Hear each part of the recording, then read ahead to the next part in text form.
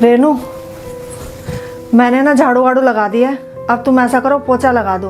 मैं मशीन लगाने जा रही हूँ, छत पे बहुत धूप हो जाएगी नहीं तो। भाभी आपको दिख रहा है ना कि मैं तैयार हो रही हूँ, फिर भी अब मैं तैयार होकर झाड़ू पोछा लगाऊंगी? खुद ही लगा लो, मेरे बस का नहीं है। हाँ रेनू, मैं भी सुबह से काम में लगी हुई हूँ, थोड़ा बहुत हाथ बटा दिया करो, मेरा भी सहारा हो जाएगा। भाभी ये आपके काम है तो खुद कर लो, मुझसे कहने की जरूरत नहीं है। और मेकअप करके मैं ये झाड़ू पोछा लगाऊंगी क्या? सारी मेहनत बेकार हो जाएगी मेरी, सारा पसीना पसीना हो जाऊंगी। शादी के बाद कोई नहीं पूछेगा कि मेकअप आता है कि नहीं आता, सब यही पूछेंगे कि काम आता है कि नहीं आता। और जितना सीख लोगी ना अब, उतना ही तुम्हारे लिए बढ़िया रहेगा। देखो भाभी, ये लेक्चर देने की ना मुझे जरूरत नहीं है। आपको काम करना है करो, नहीं करना है मत करो, मुझसे कहने की कोई जरूरत नहीं है। मुझे बाहर जाना है, मैं जा रही हूँ, मम्मी को बता देना। जाओ खूब घूमो, जब वक्त आएगा ना तब पता चलेगी तुम्हें, तब की तब देखी जाएगी। काम कर लो, काम कर लो।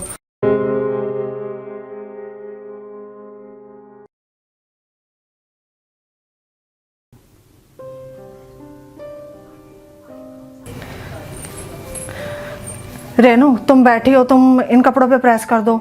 मैं प्रेस करने लग जाऊंगी ना तो खाना लेट हो जाएगा। भाभी आपको मैं बैठी हुई अच्छी नहीं लगती क्या? क्या प्रॉब्लम है आपको मुझसे? पता नहीं क्यों बार बार डिस्टर्ब करने आ जाओगी। लो, मैंने ऐसे क्या कह दिया? तुम बैठी तो हो, बैठे बैठे प्रेस कर दो, बैठे ही तो काम है। क्या हो गया? क्यों हल्ला मचा रखा है? क्यों बहस कर रहे हो एक दूसरे से?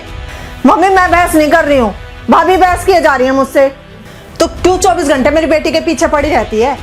मम्मी मैंने रेनू से सिर्फ इतना कहा कि तुम खाली बैठी हो, प्रेस कर दो इन कपड़ों पे। मैं प्रेस करने लग जाऊंगी तो खाना बनाने में देर हो जाएगी, बस। तो तू खाना बना के कर लेना प्रेस, इसको किसी काम के कहने की जरूरत नहीं है, समझी? मम्मी बार बार पीछे पड़ी रहती है मेरे, कभी ये कर ले कभी वो कर ले, पता नहीं क्या है इन्हें। तू क्यों कहती है इसे काम की? तू कर ले। मम्मी मैं रेनू को काम की सिर्फ इसलिए बोलती हूँ कि शादी के बाद यही काम आएगा इसके। अगर ये काम करना सीख गई तो किसी की सुननी नहीं पड़ेगी। ये मेरी बेटी है और ये क्यों सुनेगी किसी की? और वैसे भी अब तो हर घर में काम वाली लगी होती है, समझी? और मैं तो अपनी बेटी के ऐसे घर में शादी करूंगी जहां से कुछ भी काम ना करना पड़े। मम्मी जी बेशक कर देना।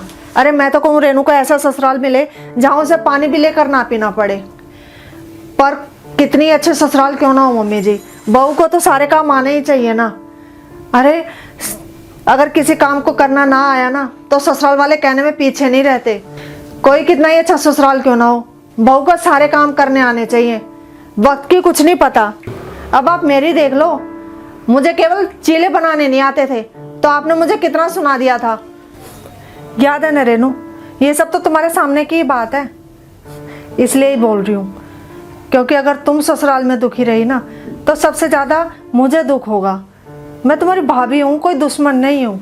और मम्मी आप, अगर किसी दिन रेनू ससुराल से रोती हुई आई ना तो सबसे ज्यादा बुरा हाल आपका होगा। क्योंकि अगर किसी माँ की बेटी ससुराल से रोती हुई या दुखी होकर आती है ना तो उस माँ का क्या हाल होता है आप अंदाजा नहीं लगा सकते। सोच कर देखो। नहीं प्रिया, तू सही कह रही है, मुझे तो सोच के ही इतना धक्का लग रहा है। अगर कहीं ये हकीकत में हो गया तो नहीं नहीं नहीं नहीं। रेनू तेरी भाभी सही कह रही है, वक्त का कुछ नहीं पता चलता। हाँ मम्मी, रेनू तो अपने भाभी से सब काम सीख ले ताकि तुझे ससुराल में किसी की सुननी ना पड़े। उनको कभी ये ना कहने का मौका देना कि तुझे ये काम नहीं आता। ठीक है मम्मी। भाभी प्रेस आप कर लेना, खाना मैं बनाऊंगी। बस एक बार आप मुझे बता देना कि सब्जी कैसे बनेगी, ठीक है? ठीक है, तुम फ्रिज से सब्जी निकालो, मैं अभी आ रही हूँ।